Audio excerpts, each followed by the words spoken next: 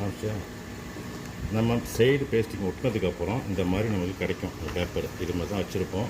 இது டேபிளில் வச்சு இந்த பக்கம் இப்போ 2 பக்கம் மடித்து வச்சுருக்கோமோ அதேமாரி இந்த 2 பக்கத்தை மடித்து விடணும். ஒன்றுமே கிடையாது. அப்படியே மாற்றி அந்த கோட்டுக்கு நேராக தான் பண்ணுவது. கோடை விட்டுறக்கூடாது. கோடை விடாமல் நீங்கள் மாற்றி முடிச்சிங்கன்னா நமக்கு ஃபோல்டிங் கரெக்டாக வராது. இப்படி செஞ்சுட்டு திரும்பி இதை இப்படியே 2 கையால் அழுத்தினீங்கன்னா ஃபோல்டிங் ஃபார்ம் ஆகிடும். ஃபோல்டிங் ஃபார்ம் ஆகணும். இது 2த்தையும் ஸ்ட்ரெயிட் வச்சுட்டு இது இந்த பக்கம் ஸ்ட்ரெயிட்டாக இருக்கும். ஸ்ட்ரெயிட் வச்சுட்டு அழுத்தி விட்டிங்கன்னா அந்த கோட்டில் இது மடிஞ்சிக்கும். அந்த கோட்டில் இது மடிஞ்சிக்கும். மடித்ததுக்கப்புறம் இங்கே ஒரு கோட் இருக்குது. இந்த கோட்டை நம்ம மடக்கணும். மடக்கிட்டு அழுத்தி விட்டுட்டு எடுத்தோம்னா இது கீழே நீங்கள் ஃபார்ம் ஆகும். இங்கே ரெக்டாங்கிள் இந்த ட்ரையாங்கிள் மாதிரி இங்கே ஃபார்ம் ஆகும். அந்த பேப்பரை இப்படி அழுத்தி விட்டு வேண்டியது. நல்லா ஷார்ப்பாக இருக்கணும். ஆனால் அந்த கோடு இருக்குது, அதனால் ஷார்ப்பாக வந்துடும். இதையும் அதேமாரி ரெக்டாங்கிள் மாதிரி ஃபார்ம் ஆகும். ஃபார்ம் ஆகிடுச்சிங்கன்னா இங்கே பிரிண்ட் இருக்குது. இப்போ லெஃப்ட் சைடு உள்ளதை உள்ளார வைக்கணும், ரைட் சைடு உள்ளதை உள்ளார வச்சிடும். இதில் கம்மு எதுவுமே தேவையில்லை. இதை அப்படியே ஓரங்கட்டி வச்சிடறோம். இப்போ என்ன பண்ண போகிறோம், அடுத்து இதை வரிசலாக இப்படி அடுக்குவோம். 10-15 இருக்குல்ல, வரிசலாக இப்படி அடுக்குவோம். வரிசலாக இதை அடுக்கிடணும் ஒரு இன்ச்சு வச்சு. அதாவது பார்த்திங்கன்னா பிரிண்டிங் இங்கே மேலே இருக்குது. நம்ம இந்த டைரெக்ஷன் எடுக்கிறோம். இப்போ நம்ம இப்படி தான் மடிச்சுட்டு இப்படி வைக்கிறோம். திருப்பி 3 வச்சிட்டோமா, நீங்கள் ஒரு 10 கூட வச்சுக்கலாம் அதேமாரி. இப்போ வச்சதுக்கப்புறம் இதை கம்மு தடவுறோம். இந்த 1 இன்ச்சு விட்டுட்டு ஈஸியாக இருக்காக வேலை சொல்கிறேன் நான்.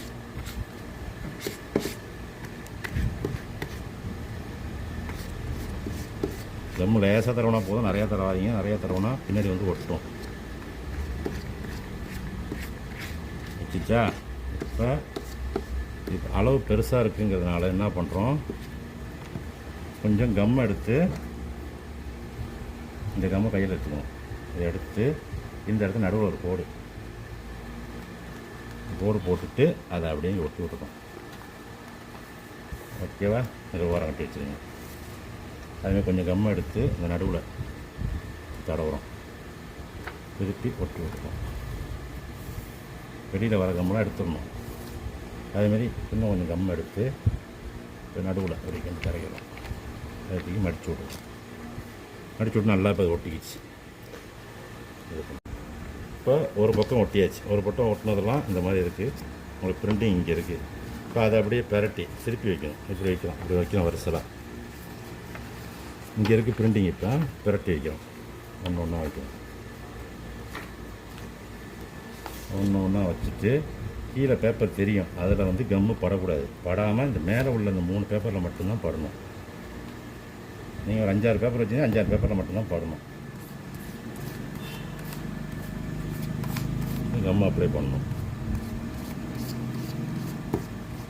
அந்த பேப்பரில் படாமல் பொறுமையாக பண்ணணும்.